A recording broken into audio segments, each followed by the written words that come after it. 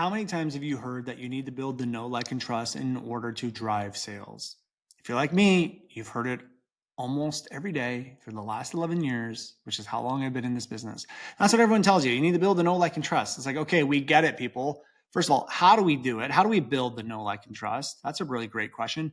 But also, you have to realize there are more levels of trust than just that. You have to build 3 different levels of trust in order to drive sales. And sometimes overteaching, not having a really great teaching process, delivering too much information are all ways that you are killing these 3 levels of trust. Sometimes not even understanding your people to the level you should is also killing your chance of developing these three types of trust. So if you want to learn what these 3 types of trust are, what you can start doing to build them inside of your content, webinars, funnels, and more, well, keep on listening because that is exactly what we're talking about today. And I promise my communication is a lot more clear than the stumbles in this intro. So again, if that's interesting to you, well, keep on listening. Hi, I'm Brandon Lucero, and you're about to experience the new way to thrive in business, entrepreneurship, and life by leaning into who you are, what you love, and standing up for what you want to create. Get ready because this is where we go against the grain, say no to outdated society norms, and we say yes to change in order to create a happier, more fulfilled world. Welcome to the New Generation Entrepreneur Podcast.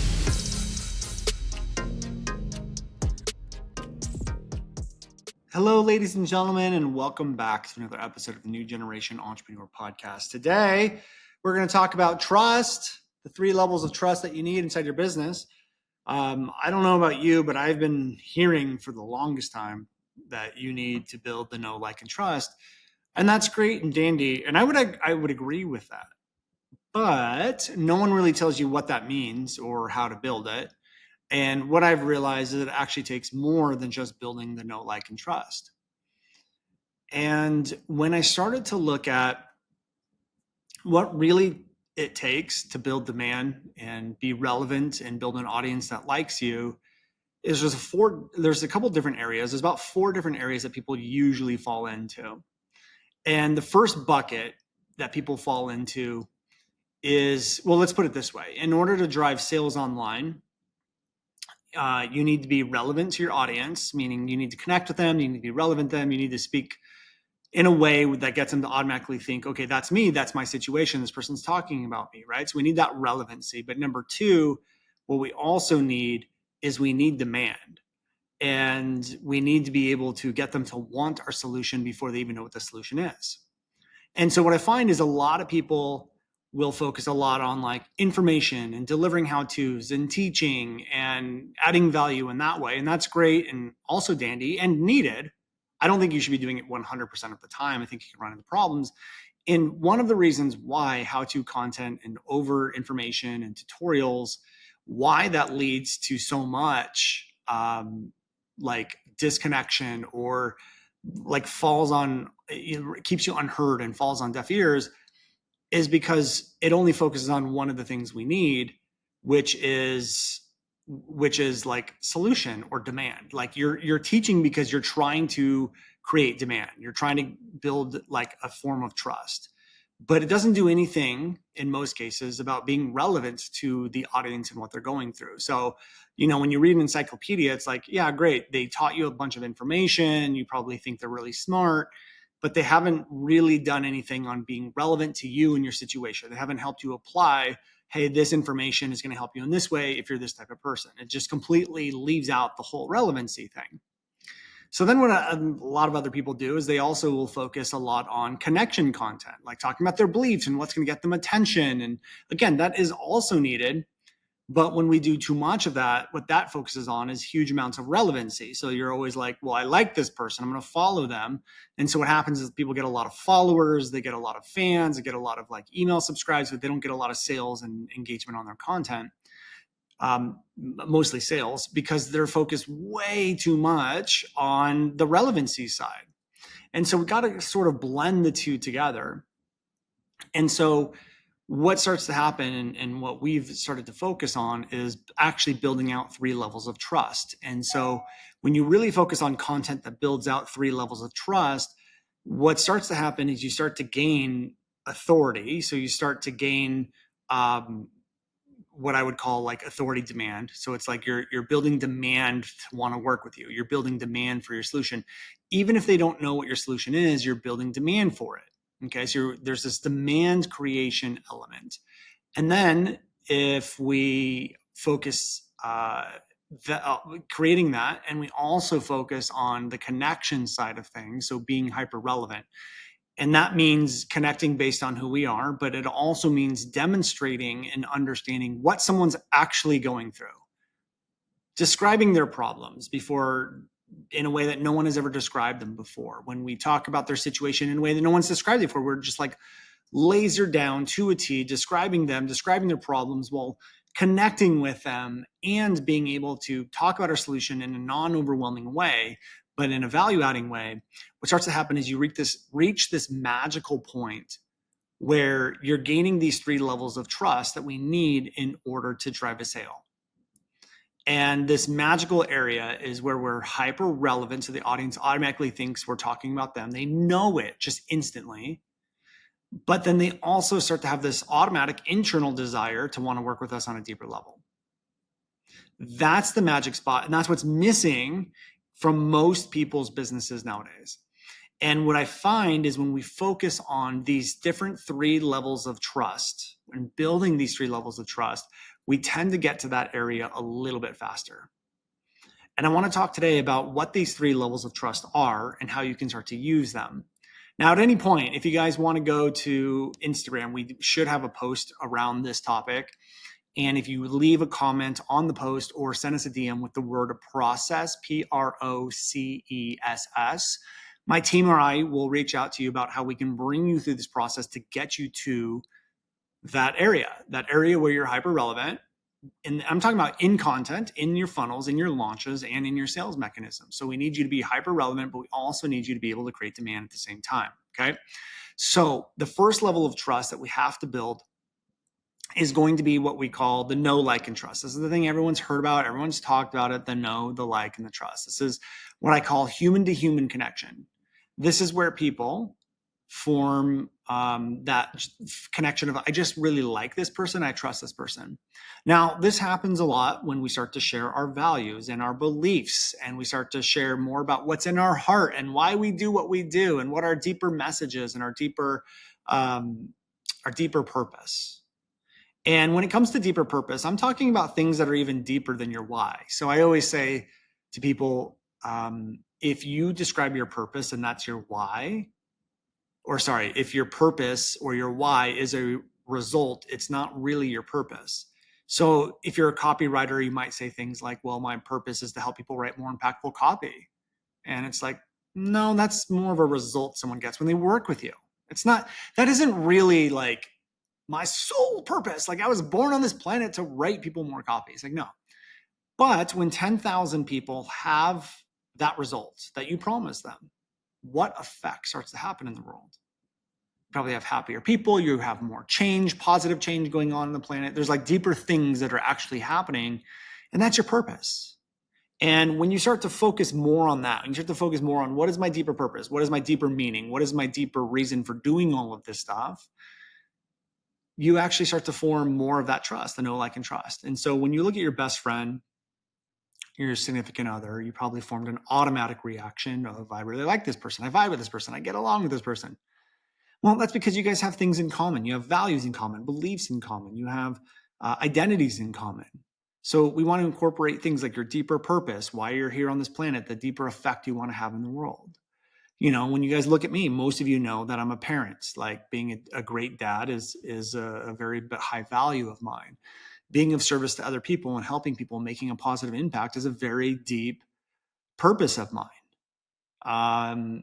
You know that, like, if you've been in my ecosystem for a while, when I first started the new version of my business back in 2018, it took a lot out of me. And for 6 months, maybe a year, like, I just wasn't around my kids as much as I would have liked to have been. And, you know, moving forward, I probably won't make that mistake again. But again, that sharing that is not only is it giving a vulnerability, but it's also showing a little bit of my values. It's showing a little bit of who I am. And so I start to release a lot of those things. And you guys have to release those things too. And yeah, it might be a little bit scary because people may not like it, or they may not, you're going to be vulnerable and they may not totally understand who you are and why they need it, or not need it, but need you, right? Like you might be pushing people away, and that's okay. You're pushing away people, but you're also bringing in the right people, forming a deeper connection with the people that you want to have in your ecosystem. And so it's one of these things that you guys are just going to have to get used to. It's one of these things that is going to be required if you're inside the space, especially if you have a personal brand. So that vulnerability is going to have to come through. But what I find is that, yeah, it might be a little bit scary at first, but as you start to do that, incorporate more of your values, your beliefs, and you don't need to do it all the time. Just every once in a while, you can integrate story into your brand, into your content, into webinars that release a lot of those things. And as you start to do that, what starts to happen is, like I said, you might push some people away, and that's okay, because we only want the people that are the most like you and the people that connect with you the most. And so what starts to happen is you start to form a really beautiful community and bond with the people that are in your audience. So if you feel like you have the wrong people in your audience, you're always attracting the wrong people, I'm willing to bet that side of things, the connection side, the releasing of values and beliefs, is missing, and identities is missing from your brand. Because when you start to do that, that becomes who you attract. And so if you're attracting the wrong people inside of your audience right now, it's because you haven't been intentional with what you're saying and how you're saying it, because whatever you're saying is what's bringing the people in. Okay. So if you guys want to form that know, like, and trust, that's the first level of trust you need if you want to drive sales. Because here's the deal. No matter how good you are, no matter what your process is, no matter what problems people are going through, if they don't like you, they just simply won't buy. And I don't want you to mold yourself into someone who you're not just to be liked by your audience and drive more sales. That typically never really works out very well. So the second level of trust we need in order to drive sales is people need to trust your ability and your process to solve their problem. If people do not like you and they don't trust your ability to solve their problem, again, they're never going to buy from you. And so one of the things that stops this is number one, overteaching. So when you overteach, you deliver too much information, you overwhelm and confuse people. They lose trust in your ability because they don't understand. They aren't going to understand how you can help them. Number two is, if you don't actually know what problems you solve for people, how on earth are you supposed to build trust in your ability to solve their problem? And I see this with clients all the time. I see this with course creators all the time, is they never take the time to ask, what am I solving for people with my skills, with my course, with my knowledge? What problems am I actually solving for people? Because when you understand and demonstrate you understand a problem deeper than anyone else, you know what starts to happen? They trust your ability to solve the problem because you understand what they're going through deeper than everyone else. I remember one time when, I can't remember which, I think it was our firstborn. And it had to have been our firstborn, because this wouldn't have happened after baby number 2, because I'm not a new parent anymore. But baby number 1 would get rashes all the time, like diaper rashes, and we didn't know why. We felt like we changed the diaper really quickly afterwards, and all of these things, and whatever. So when we went to the doctor, we're like, why are we getting rashes all the time? And I remember the doctor said something like, well, are you guys taking long car rides? Have you been traveling a lot? And we said, yeah, we have. How did you know that? And says, well, and the doctor said, well, you said you changed the diapers pretty recently after they go to the bathroom. However, one of the most common things that people do when they have diaper rashes, that yet they're changing the diapers really quickly, is that we find that there are areas in their life where they aren't changing the diaper very quickly, that they forget about, like going on road trips. Like your kid may go to the bathroom 5 minutes into the road trip, and now they're sitting in their diaper for like 2 hours. And you never really know, because either they fell asleep or they didn't cry. And so now they're sitting there, and then the diaper rashes get formed. And we're like, oh my gosh, we never realized that before. So they said, here's one of the ways in which you can get rid of it. Well, my trust in their ability to solve the problem went way up, because I felt they directly understood specifically what I was going through. And had the doctor just said, I don't really know why they're getting rashes, but here's a cream that can help with that, I may or may not believe them, or sort of been like, okay, I guess we'll try it. But when they say, like, here's the scenario, here's why it happens, here's typically what's going on, here's the cream specifically for that, guess what? I'm going to be paying attention and trusting the solution at a whole different level, because they accurately and specifically described exactly what was going through. My trust in their ability to solve the problem went through the roof. So this comes down to demonstrating you understand their situation, you understand their problem, you understand their thoughts, you understand all of these things that they're going through, and you're very specifically and accurately describing it.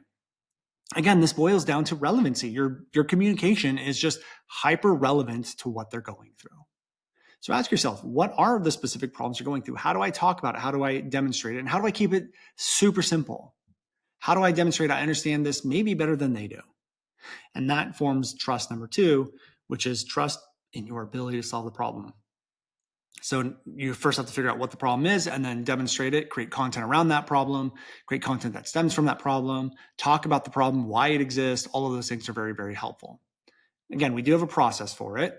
And you can DM us the word process, and my team can reach out to figure out how we can help you if you need help with that. Now, number 3, the third and final trust that you need is a trust in themselves. They need to trust themselves to follow your process. They need to trust their own ability to be able to follow your process and use your skills and knowledge. And again, one of the killers of this is overteaching. When you overteach people, you overwhelm people.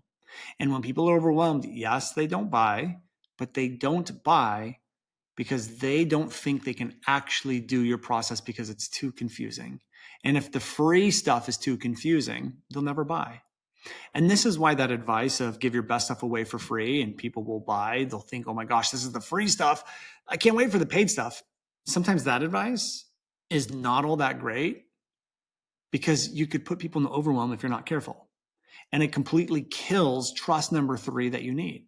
If people do not trust their own ability to follow your process, guess what? They're going to find someone whose process is simple, someone who they do trust, someone they can follow, someone that doesn't confuse them. That's what they're going to do. So becoming a better teacher is very, very important when you want to drive more sales, because it's going to help you gain that third type of trust. So one of the ways I like to teach is when I teach something, I like to back it up with stories or metaphors. It's kind of like the car example and the doctor example, right? I was completely backing up my teachings. And when we can back up our teachings using story, using metaphor, it's a lot more engaging. It pulls people in.